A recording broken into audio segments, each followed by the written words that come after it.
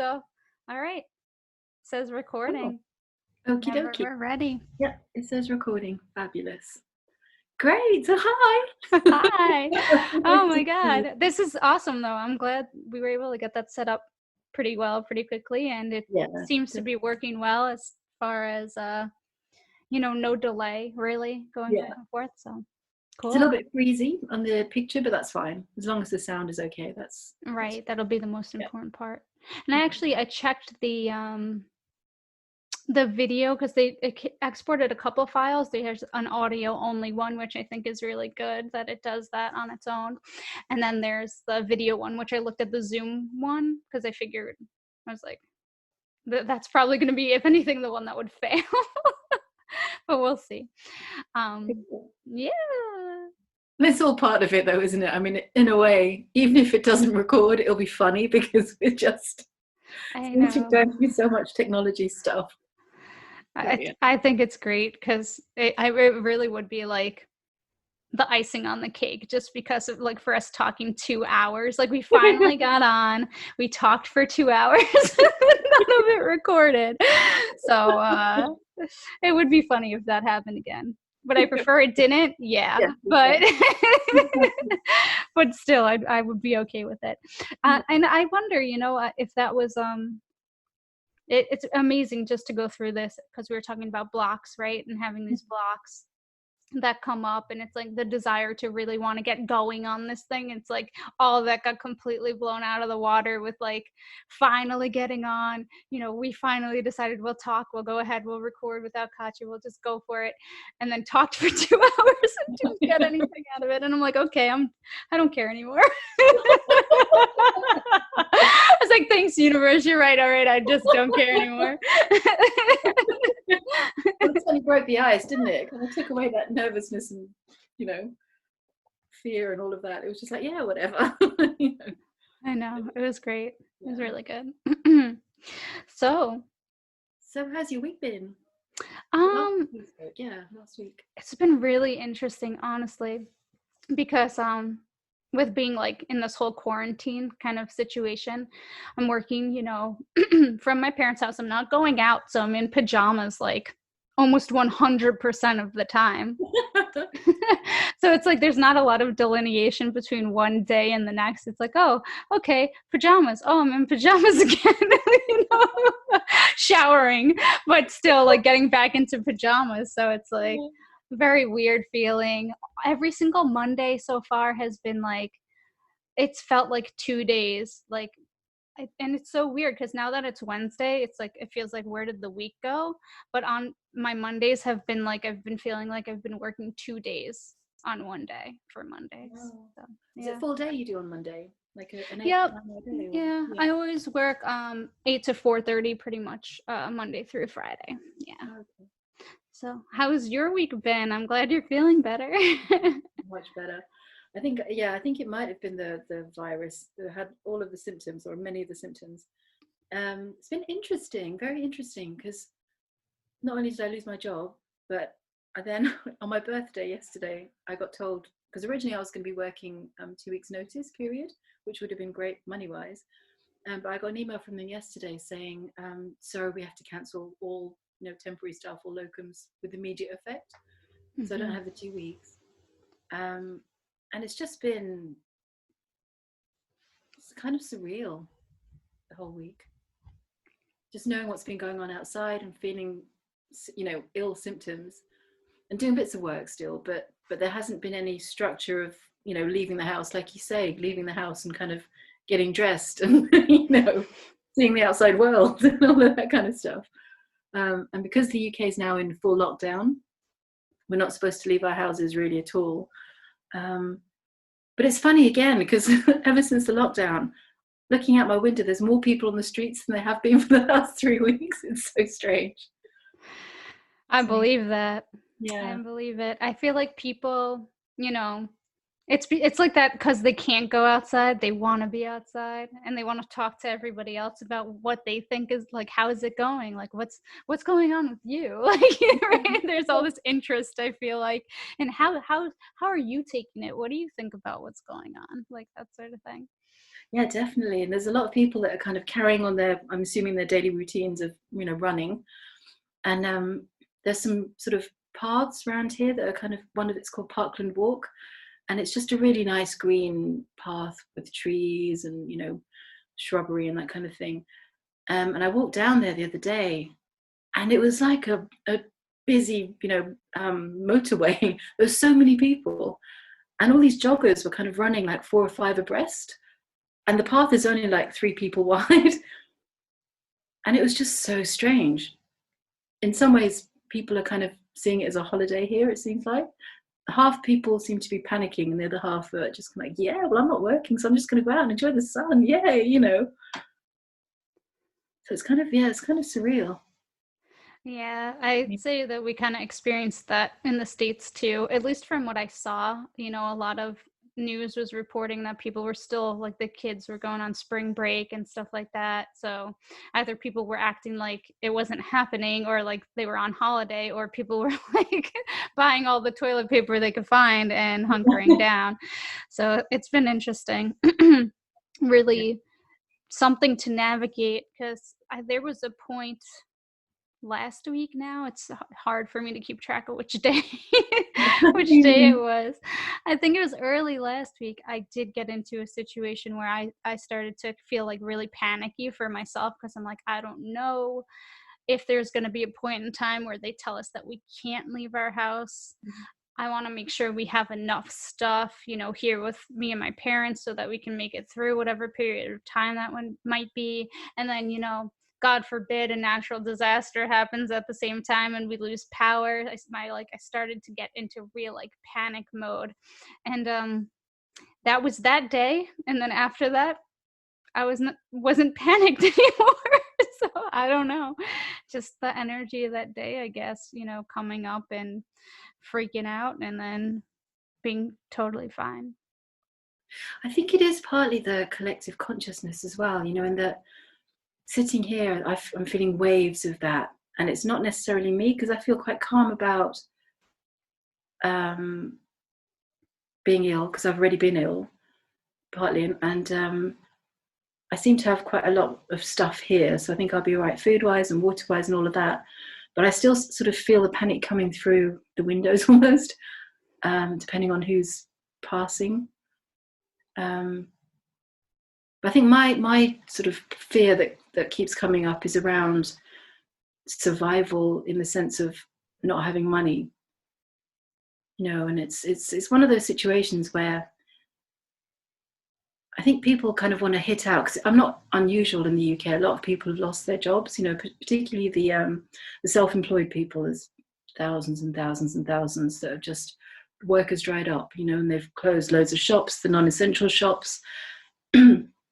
And any unnecessary work is just not happening, so I'm not alone in that.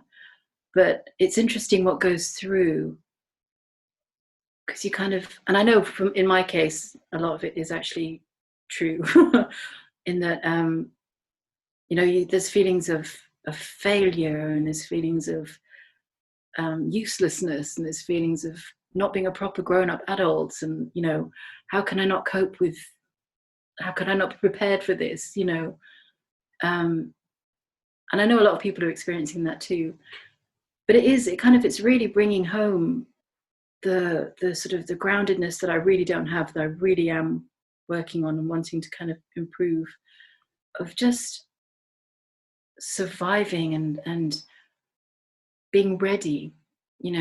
So Jason yesterday, when I spoke to him, reminded me that Aratima has been talking about this for about 2 or 3 years, how we should get stuff ready, we should be prepared, this is all coming, make sure you've got money, make sure you've got food, make sure all this sort of stuff. And I'm in a situation where I don't, because I've not been prepared. I've not been organized enough. I haven't sorted my finances out. There's been all sorts of stuff, not enough responsibility. And it's kind of like I'm already feeling the pinch of it. And that, I think, will just increase.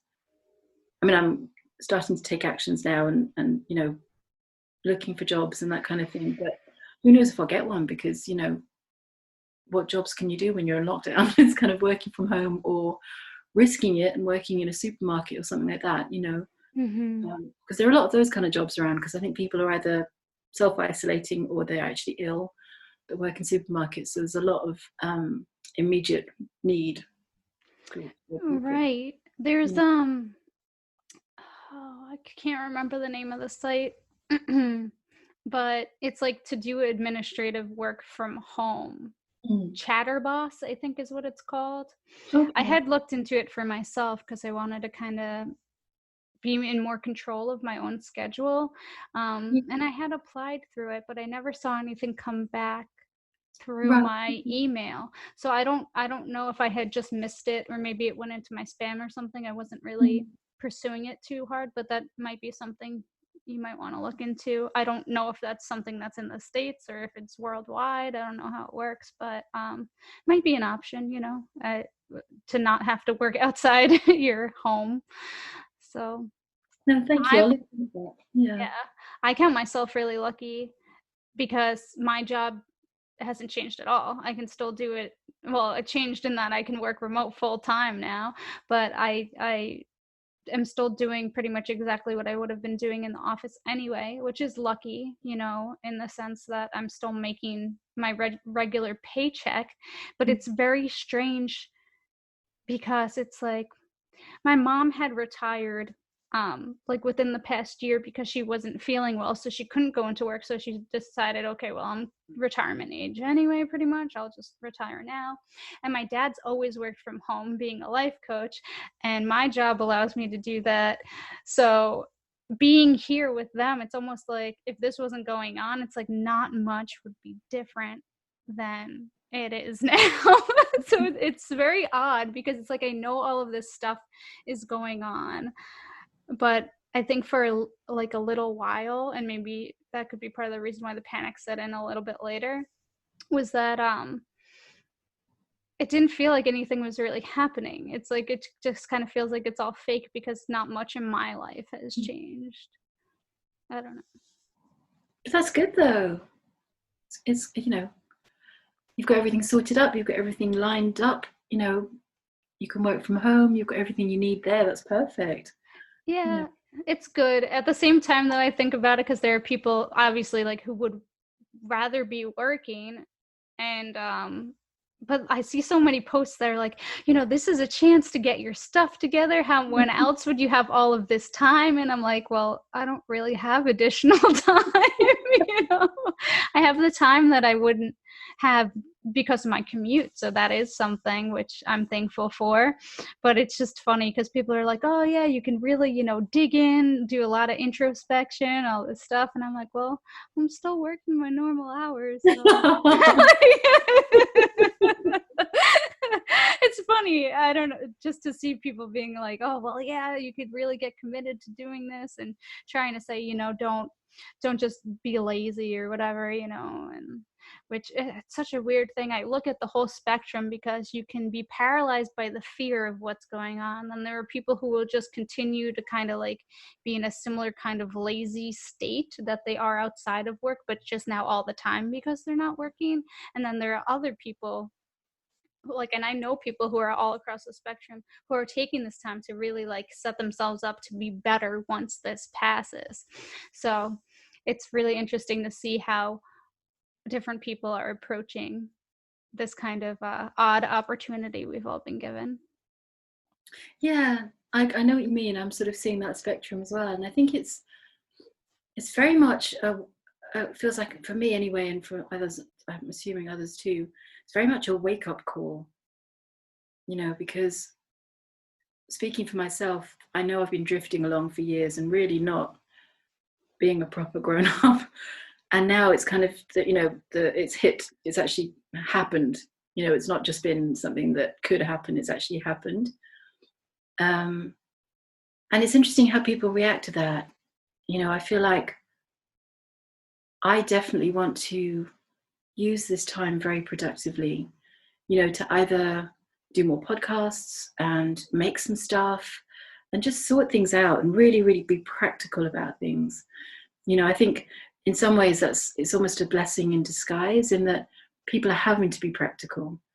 People who already were practical just carry on being practical, but for those of us who aren't practical, it's a great opportunity to have to be, because you've got no other choice.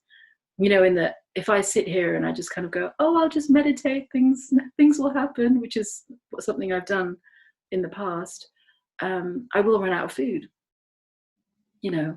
And it's not like there's an abundance of jobs out there, you know, so I'm going to have to really get my practical head on. And that feels really good, because it feels like it's a stretch out of the comfort zone, out of what I've known. And it's just about kind of allowing all that comes up through it just to pass through. I mean, Jason was talking about this yesterday, and it's so true. It's kind of, I've been bottling everything up, pushing it all down, and now it's all coming up, like all of the shame around not being able to save, not having had a job where I've had enough, you know, cushion to be able to survive a few months of not working, or having to borrow off people who can't afford to lend to me, but they do it because they love me, you know. And it's just kind of, instead of pushing that away, this is a real opportunity for me just to allow it to move through and just feel it all and feel it all and feel it all. Because it seems that's the only way I'm going to learn. You know? Yeah, I think that's really true. I was thinking about that now there's a lot less distraction for people, that they're kind of forced to be with their feelings. Like I saw a post that kind of talked in that direction on Instagram or something, and I was like, this would be a really great opportunity for a lot of people to get straight with themselves and be really real, kind of with all of the emotions and everything that they do push down, because when you're so busy running around in everyday life, you don't really have the time necessarily, because you're like, oh, well, what am I gotta get to work, I gotta, do my job while I'm at work, I gotta get home, gotta make dinner, always things. But now people might have that time where they're not so preoccupied with doing so much stuff, where they can actually sit down and face the things that are probably driving them to be so busy in the first place. Yeah, it'd be really nice to see that. But I mean, I know for myself, when I'm going through kind of like facing certain emotions, it can be really tough. It can be tough to want to go there. It can be tough to just be with it, you know? But it's like, I think once you start the process of being with it, that's when, you know, people can realize the value in it then. I think it's, yeah, not running away, you know. And I had that lovely experience yesterday. I sort of chatted, I did a little podcast thing earlier about it, where, you know, I was talking to Jason, and there was just so much shame coming up. It was just almost overpowering. It was just, I felt like I was burning up, and I was so embarrassed. And he was just talking me through, and he just said, just sit with it, feel it, you know. And I was like, oh God, you know, you're like, oh no. And it was kind of funny, because he said, so all right, talk me through it. How does it feel? And I was kind of focusing on the shame. When I came out, I was coming out with words like I was saying, so, well, it feels really heavy and it's really hot. I feel I'm starting to sweat and all this sort of stuff. He said, you know, you sounds like you're talking about sex. I was like, oh my God, I didn't connect it at all. And then we had that beautiful moment that I spoke of in my little talk thing, where it was like my heart opened, and he was speaking about it, and he said it was me connecting to feeling things, me connecting to pleasure, enjoyment, and all of that is kind of, part of it is sexual, part of it is passionate, part of it is love. It's definitely a love, you know, Venus Lakshmi thing. And it was just such a beautiful experience. And I mean, it was one of the most sort of profound experiences of my life. So that's definitely what I'm going to remember this, you know, this whole quarantine thing for. And it was just, for me, it was just so powerful, because I've spent so much of my life running away from stuff, you know, and just having that moment of not being able to, or just having to look at everything and feel everything. And there'll be more to feel, I know there'll be more that'll come up, but just in that moment to face it, and then have all the shame turn into just such bliss, like body bliss. And it was not like and heart bliss. It wasn't like anything I'd experienced before. And it was just so lovely to actually physically experience and know that being in that, staying with it, facing it, can, you can come out the other side with so much more, And I think with this whole quarantine thing, it's bringing stuff up for people that they wouldn't necessarily want to face, obviously, but, even things like being stuck indoors with your family. Some people go to work or leave the house to escape with their family. And then there's other people like me who live alone. And it's like, well, it kind of hits home that you are alone, because I was only working part-time, out of the house up until recently, but still I was out of the house 3 days a week, But now it's kind of like, well, I could easily go days and days without speaking to somebody. And you kind of have to face that as well. It's that kind of all the choices you've made that have kind of brought you to that point of choosing to live alone or pushing people away or not wanting to be close to people to the point where you just retreat. And I found that for me, quarantine was in some ways really easy because I've had years of practice of isolating myself and, against not a virus, but just against life. But I know that some people, just seeing posts on Facebook and Twitter and all of that, some people are really struggling with that. And I know some people that are very, very lonely, people that live alone that are used to being with people.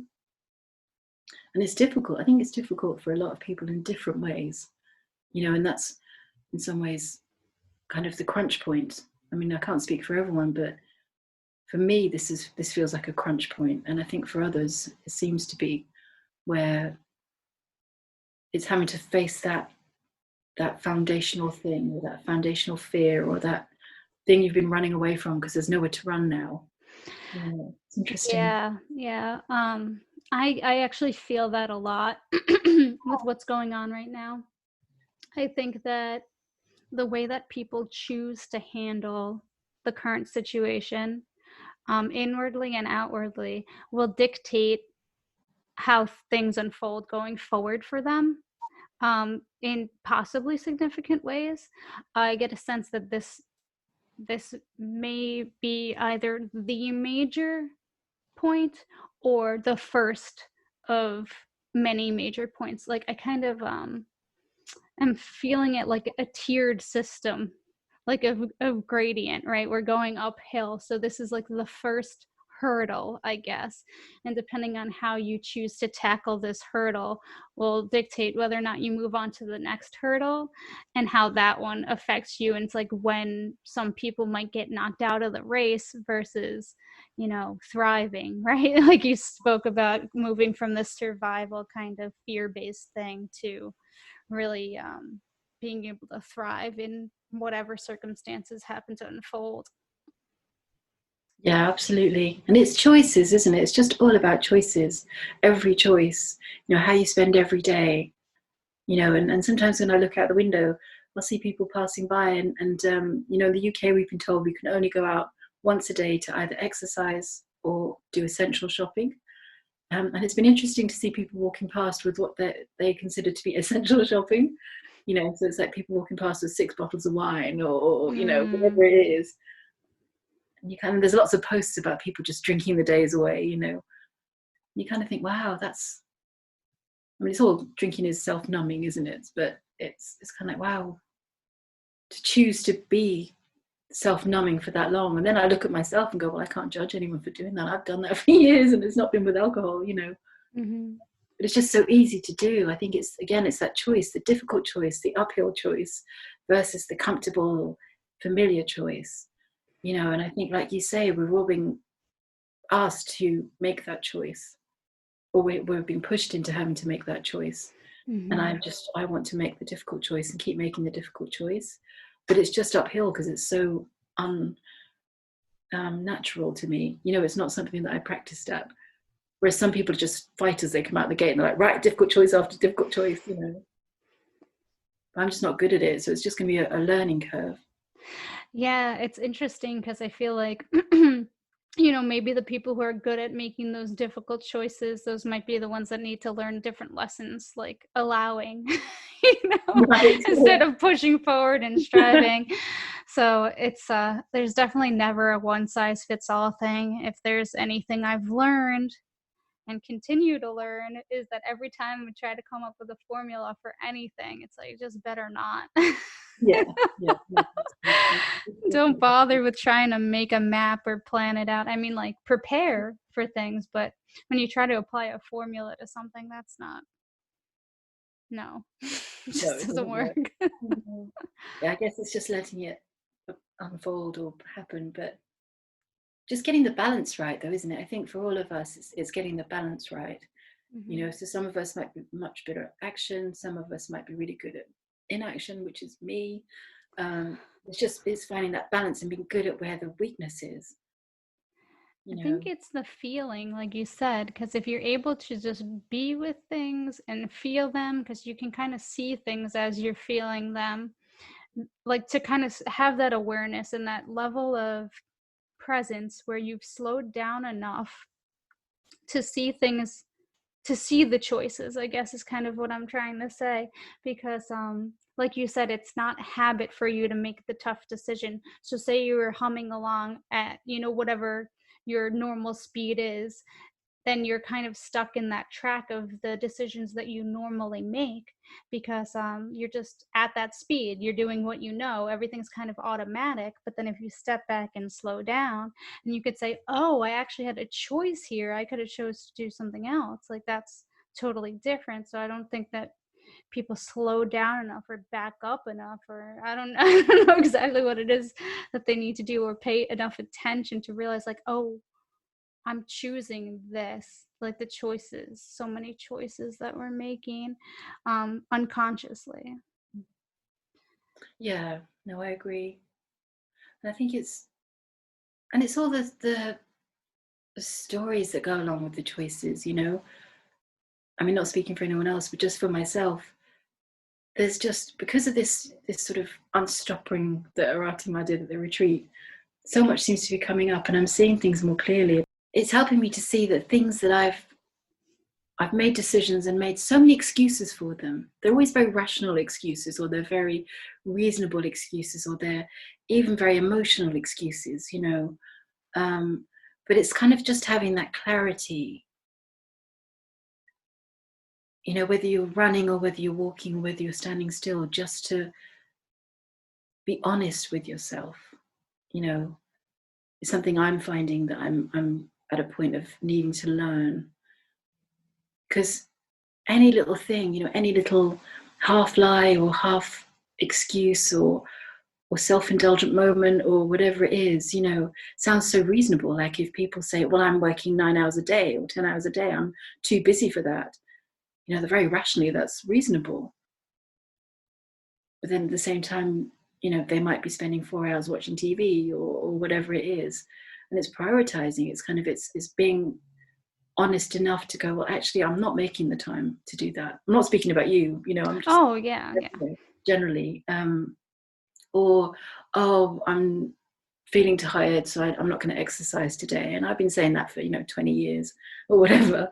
But it's kind of, it's not enough. It's not enough anymore. Again, it feels like now we're coming up to this absolute point where, as the energy is changing and things are shifting so drastically, I just made up a new word. It just feels like everything else is kind of being seen in sharper relief. There's no grey fuzziness that can cover things now. It's very much yes or no, black or white. You do or you don't do. You live or you die. You follow this path and bad things happen because you're making the choice to carry on walking down that path. And every moment you have the choice to kind of step off it. And if you keep missing those turnings, you'll end up somewhere that is worse than where you are now. I mean, this is something Jason was talking to me about yesterday. And it's so true. If you kind of follow it through, like, for example, in my situation, avoiding certain pain or certain whatever it is now, let's say, avoiding exercise or avoiding eating properly, 10 years down the line, I might die of a stroke or, heart attack or whatever it is. And it's just, again, it's that choice in the moment. Every single moment, there's that choice to do or not do. Mm-hmm. Or, to follow what's true and what's not true. It's like Aratima says all the time, we know what's true. It's just all the crap we put on top of what is true that hides it. Yeah, sometimes it's just so hard to get the perspective. Maybe it's mostly around emotions. I'm not sure. I just know that like being here, like being able to spend time with my parents, a lot of my focus is, I don't get to see them super frequently. When am I going to have another chance to be around them all the time? And, in the evenings, we'll eat dinner and then after dinner sit and watch TV sort of thing. And I'm like, I stopped watching TV. I don't watch TV at all, when I'm on my own living up in New Hampshire. And then it's like, I'm sitting there and it's like, I almost feel like, because it's a way for me to kind of connect with them because we can talk about what's going on or whatever, like in whatever show we're watching. But at the same time, I'm like, I don't know that this is the best use of like my time and energy, and I'm just at the same time I'm like, I don't know what to do. It's like I want to spend time with them also because I have the uncertainty of how things are going to unfold over the next however many years and how it's going to impact them, so I do have that fear of like, I want to spend as much time with them as possible, but it's also, I feel like it comes from a place of love for me because I love my parents so much.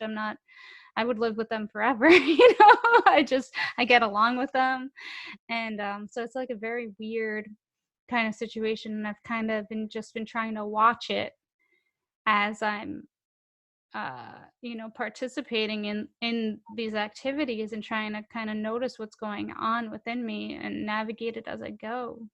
So I'm coming to certain things where I'm like, all right, well, when we're hanging out at night, I could at least be stretching while we're all hanging out like in front of the television. There might be certain things that I can do that can um kind of tighten things up a little bit where I feel like I could still spend time with them, but also do things that I know that are supportive for myself. So, I mean, I'm doing this. I'm not working right now. I'm done with work and I'm here talking to you instead of, and my mom's not working, so I could be hanging out with her. So I'm not, you know, skirting all of the things that I feel like are supportive to me because I'm nursing some sort of like need to be with my parents 24/7. So I don't know. It's just something I'm working on and like kind of chewing on and moving through in the moment. So, but I guess it's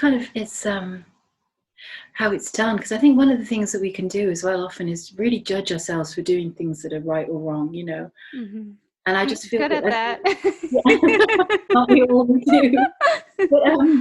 But it's like I was just feeling as you were talking there that, maybe it's not your natural thing to watch TV with your parents, but because you love them so much, it feels like when you're sitting with them, next to them, you're intensely loving them, and that's what you're doing. So it's not about the TV, it's not about the doing something you wouldn't normally do. It's the fact that you are spending that time with them in that space of love that's so important. Mm-hmm. It's important to them, or it's something they do and they want to share that with you, and you don't have to share the experience of watching TV, but sharing that experience of being with them.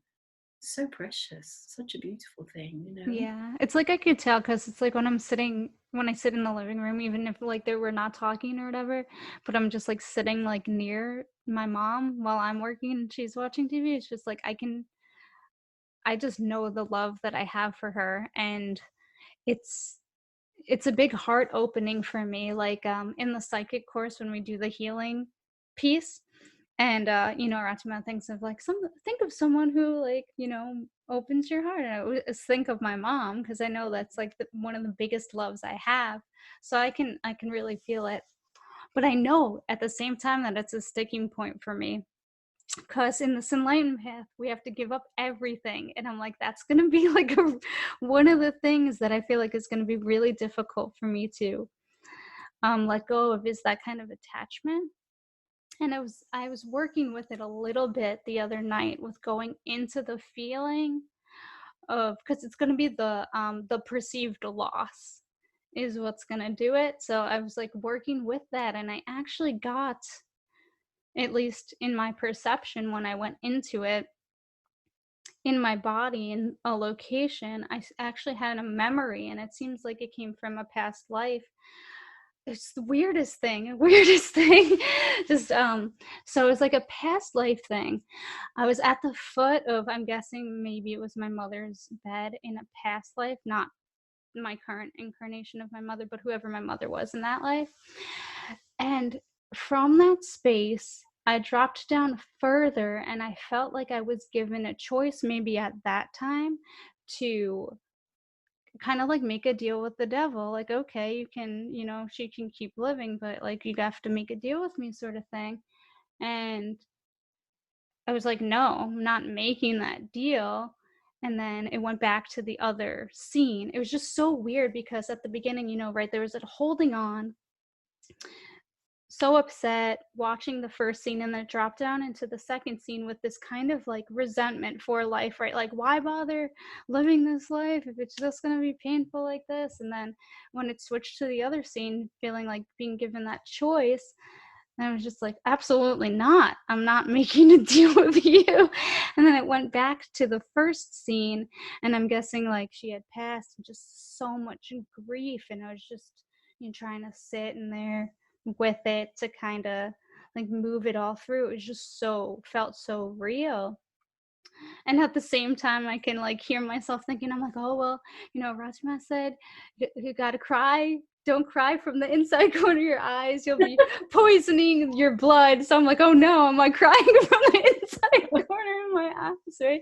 So I'm going through this whole thing where I'm actually experiencing this grief, but at the same time thinking like, almost like judging how I'm moving it through. I'm like, I'm so good at being a perfectionist. I can't even like go through this process without thinking about the fact that I'm possibly doing it wrong. But it was very, very intense grief, like so much. And I still could tell that when I was done sitting for the amount of time I had put aside for it, because I needed to go to bed and stuff, that there's more there to move through. Like that scene hadn't completely resolved itself, but it's just so amazing, just to think that these kind of stories, like this imagery, which could have very well been a representation of something that happened in a past life, is probably running so much of what has gone on in my life up until this point. So the fact to be able to have a kind of awareness that there's this much grief there and a way to possibly move it through is just it's really valuable. Yeah. That's an intense experience. It sounds beautiful though. Yeah, it's always odd, right, going through stuff like that. It's because it's so intense, but at the same time it's like you kind of know, you're like, all right, well, this is it's there's something true about it, true about going through it, and just um being with it, I guess, experiencing it, or I don't know. I don't really know. But it was cool. And I got the idea because of an intensive with Aratima when the last one I had when we were there at the retreat. She had me do something similar, go into the space where I felt the worst inside. And I had a different experience then, different than the one that I had just described to you. But I'm just like, this, how could this not be a valuable process of going to where I feel the worst, rooting out whatever it is that's making me feel that way, and just becoming free from that? How is that like not something not something that I want to do? No, so, absolutely. And being able to do that, have the opportunity to do that now in a place, in a space where you're with Ratima, is so valuable, rather than having to deal with it, in life, as in now, at the end of your parents, being here, and yeah, just like you say, being able to move it through. And again, that's that whole thing, isn't it, about this spiritual journey in inverted commas, because it's such a hackneyed phrase, but it takes a lot of courage, doesn't it? It takes not even courage, honesty, to sit with it, like that experience of the past life grief. You could have very easily blocked that off or shut it down or gone, oh no, I'll just feel it for a second and then I'm just going to push it away again, But you sat Right. with it, you sat with it, and you sat with it. And it does take courage. I think it does take courage. Yeah, I think for me sometimes it just ends up being like I don't feel like I have any other choice, right? I feel like you could probably relate to that as well. Yeah, yeah, I'm kind of all or nothing in some way. I Yeah, just decide at some point I'm like, well, um whatever is happening, like, occurring for me right now, like, isn't really working for me. Like, I definitely had that feeling of that kind of resentment, which came up in that sort of like memory or experience, whatever we want to call it. I do have that to a certain extent about life because it's not the way that I think it should be, yeah, right? That arrogance of it. But it also showed me that when it comes down to it, it doesn't matter whether or not I think it's the way it should be. I would never make a deal with the devil, so to speak, to make it any other way, because that I just know that that's not what we're supposed to be doing, right? Like, that's the wrong move. It's not yeah, in truth. So I don't know, it's an interesting experience. I definitely feel like there's a lot more work to be done there. I just know that I don't want this fear that I feel like, this fear of experiencing this type of grief, I guess is what it is, to run my life so much anymore. Because even though I'm not necessarily conscious of all the ways that it's done this, it's like how could this massive amount of emotion that I'm experiencing when I'm tapping into this not be coloring my life in some way? yeah, yeah. But I think that's what's so valuable about Aratima's work in bringing the subconscious to the conscious, or to consciousness or conscious awareness, because it does so run your life. As some things that have been very deeply buried in me are coming up, I'm able to see how much everything has been kind of revolving around that. Everything has been, all actions or choices have been made to either avoid feeling it or just continue doing it, or it colors everything. And I think it's so interesting when we have those moments of being tested as well, because I remember I had one, was it last year? I can't remember, time kind of blurs at the moment, but it was after Trump had come to London for a weekend. And I remember I was kind of surprised at the fact that I was just seemed to be communing with him, or kind of there's energetically some interconnection. And I kind of spoke to Ratima about it, and I was like, oh my God, what's happening? She said, well, you were tuning to him and just let it happen. And I was sitting on the bus, and suddenly I had this moment of, I was not even meditating or anything. I had my eyes open. I was looking out the window, and suddenly I had this moment of, I don't even remember now if I saw anything, but there was a real strong feeling of being offered the world. It was like here you can have anything you want, and it was kind of laid out in front of me. It was riches and youth and beauty and success and fame and everything being perfect. And it felt so amazing. It felt so good. It wasn't kind of like in what you were saying, a deal with the devil. This felt like it was perfection. It felt like heaven. It felt like, my God, it's nirvana or whatever. But I remember myself going, no, this feels wrong. No, no, absolutely not. And I kind of denied it or pushed it away and just sat with knowing that it wasn't true, and it kind of dissipated. And it just feels like, everything that's going on now with the whole kind of stories that are coming out, the underground situations, and I'm only just starting to kind of get into it, so I don't know very much about it, but all the rich and famous and deals they've made and all this kind of thing. And I kind of, in that, looking back on that moment, I can not understand, but I felt like I was being offered that too. And it would be so easy to have said yes. It would have been so easy to go, oh my God, yeah, just slip down the slide into this beautiful warm bubble bath. Mhm. The temptation was so strong. And I spoke to Aratima about it, and she said, "Yeah, you were just, it was like you're offered a deal, and it's just because you were kind of energetically very linked to Trump at the time. Wow. That's what goes on around him. Well, that's what he's kind of working to dispel, or to, and that just was really scary in a lot of ways. Not only because it would have been so easy to say yes, but just looking at the energy of what that was like. And for him, I mean, I obviously don't know him, but just standing so strong with that temptation, constantly being surrounded by it, it's amazing. Mm. Yeah, I find it really interesting what you're saying about like how what you were offered, like it feels so amazing, but at the same time, like something within you, like you knew, like Yeah, not like that it yeah, was a no. Like yeah, I really enjoy hearing things like that.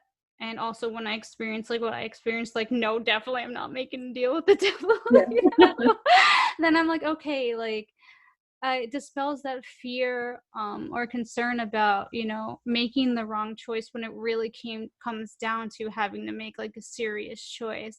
It kind of proves to myself that I have it in me to be like, no, I know what's right and yeah. I'm not Have the doing this. awareness. Yeah, Yeah, oh, absolutely. so thankful for that because yeah, I don't know, I guess it's just a lot of doubt, right? We talk about doubt a lot of the things coming up. Is it the right decision? Oh, all of that. But yeah, sometimes it's clear. Yeah, yeah, no, absolutely. And the clarity will just, I think with Aratima's work and what we've been taught,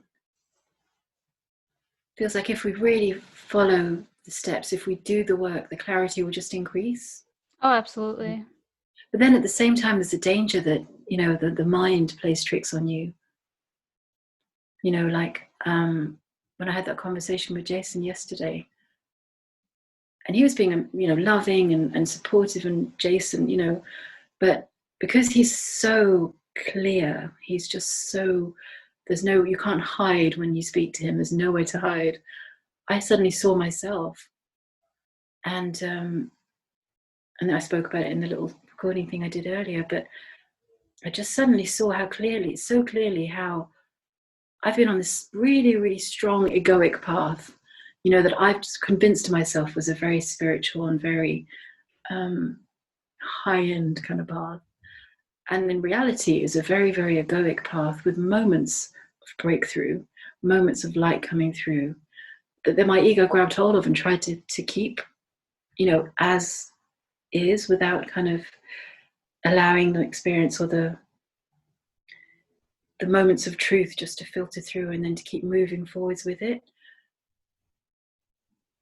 And that's been happening for the past 4 years. I mean, since I joined the WLS course. And it was very shocking to see that, because my mind had told me this completely different story, Mm-hmm.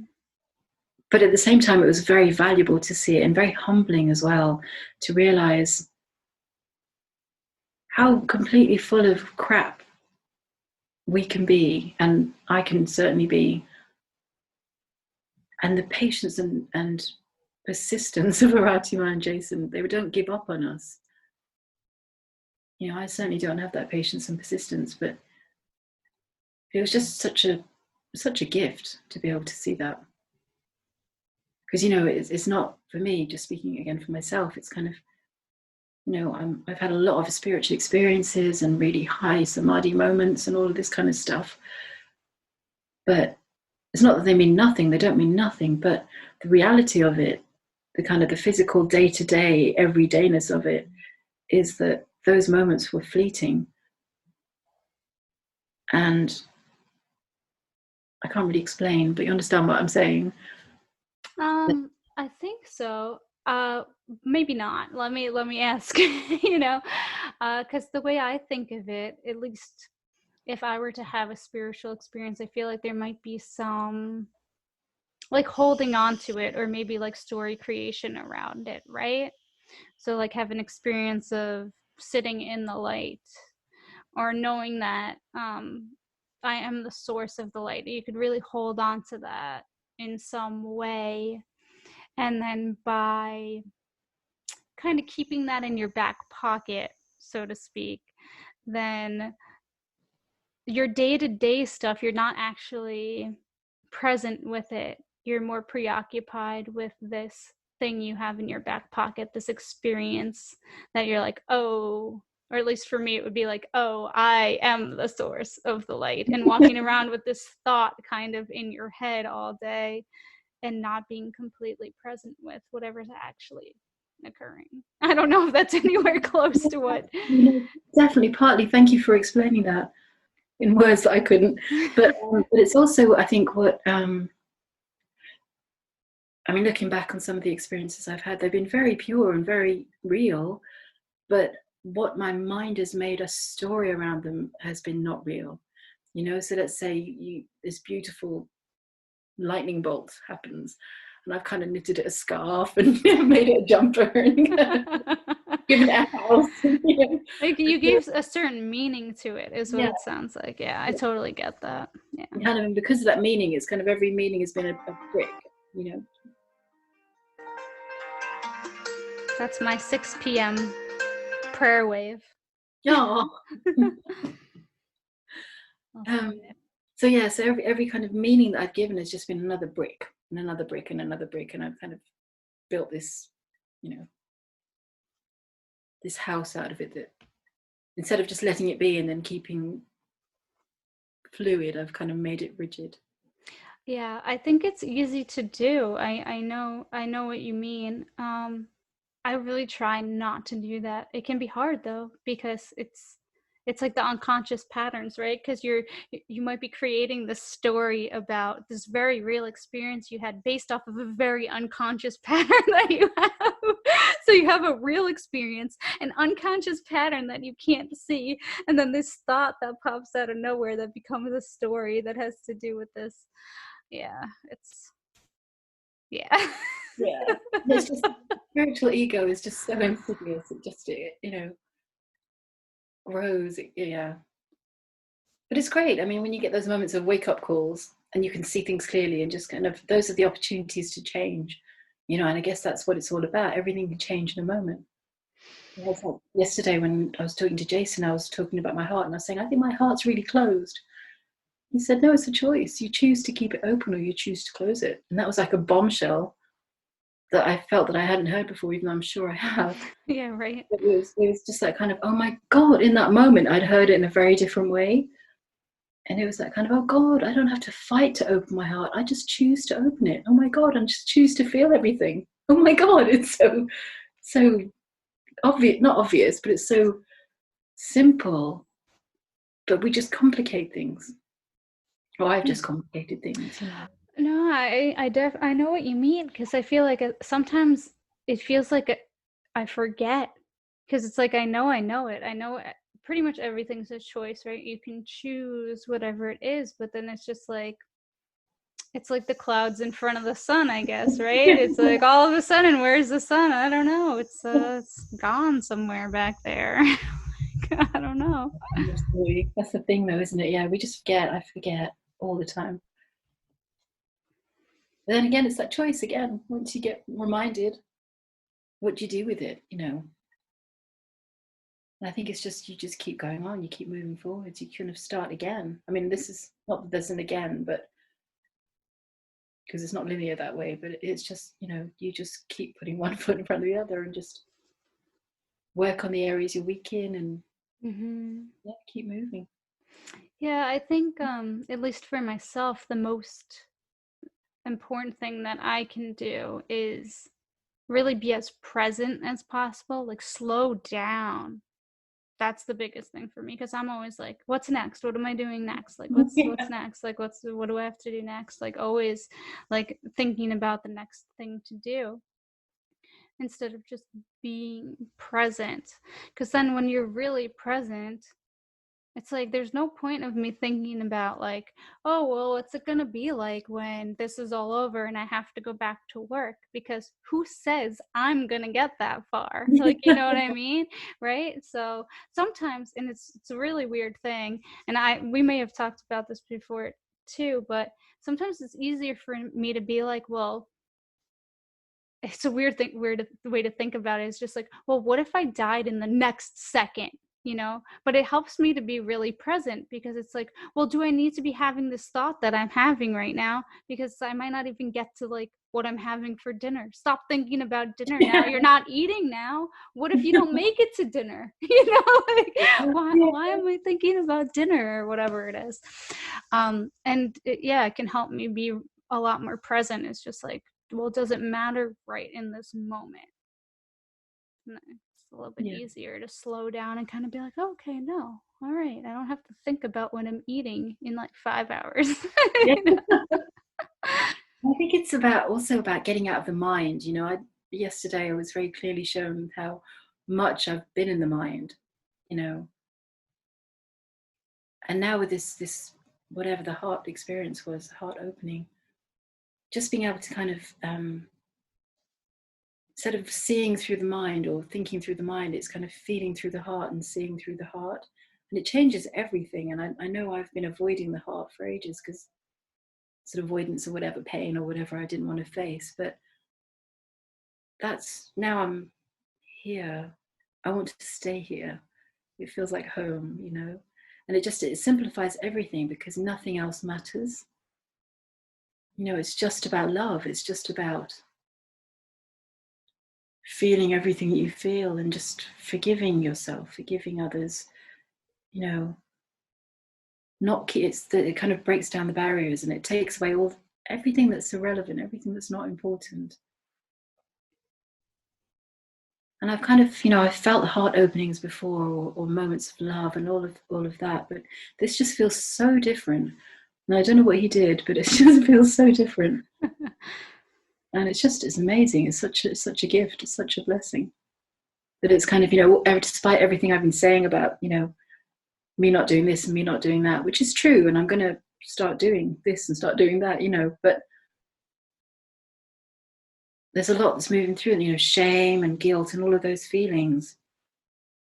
But because they're somehow coming through this open heart, they're just melting away into just more love. And it's just very beautiful. Mm-hmm. Yeah. Yeah, it is nice to have those experiences where you can actually perceive the other emotions turning into love. Mm. It's like really solidifies like the only true emotion being love. Mm. But it's just like getting through some of it to actually feel it transform. Like I told you, I was sitting with that grief and I was like, and it's not, it has not shifted to love. You know what I mean? And I'm not trying to force it to either, right? Because that would never work. But yeah, so I could see how people who are unfamiliar with doing work like this might be like, oh, so wait, I'm supposed to feel like this for like how long until it feels better? You know, because it can be Yeah. tough. But at the same time, like if you're really feeling it and you don't have the aversion to feeling it, then that act of being with it is the love. So it's like you connect with the ability of just being able to feel it without judging it, which is what feels so good, I think. Yeah, it's the freedom of it, isn't it? And not even naming it, not labeling it. It's just kind of seeing it and just feeling, experiencing it, and just Right, just the act of being aware of it without putting anything else on it. Yeah. not even kind of putting an end point, and it's kind of this too shall pass, but not, it doesn't have to be by 6 p.m. Monday. Right, yeah. And within the next 5 minutes, this shall pass now. Right. Look at the watch and yeah. But that does remind me, because in one of the sessions I had with the Ratima one, she said she used to have a watch, like with the second hand. And when you get into really intense experiences, sometimes it is helpful to feel it while watching the second hand pass, because it can feel like forever. But then it's like, wow, it was like 30 seconds. Right. Because I know, Yeah. at least for me, like I'll get really busy in my meditation sometimes, and I'm like off thinking, where I'm not even meditating anymore. And I'm like, oh my God, I feel like I was thinking forever. And I'm like, well, it must have not even been 30 minutes, because I'm still sitting here and my timer's been set for 30 minutes, right? So it's like I felt like I just thought a lifetime's worth of thoughts, but I'm still sitting here. Like, wow. Yeah, it's amazing.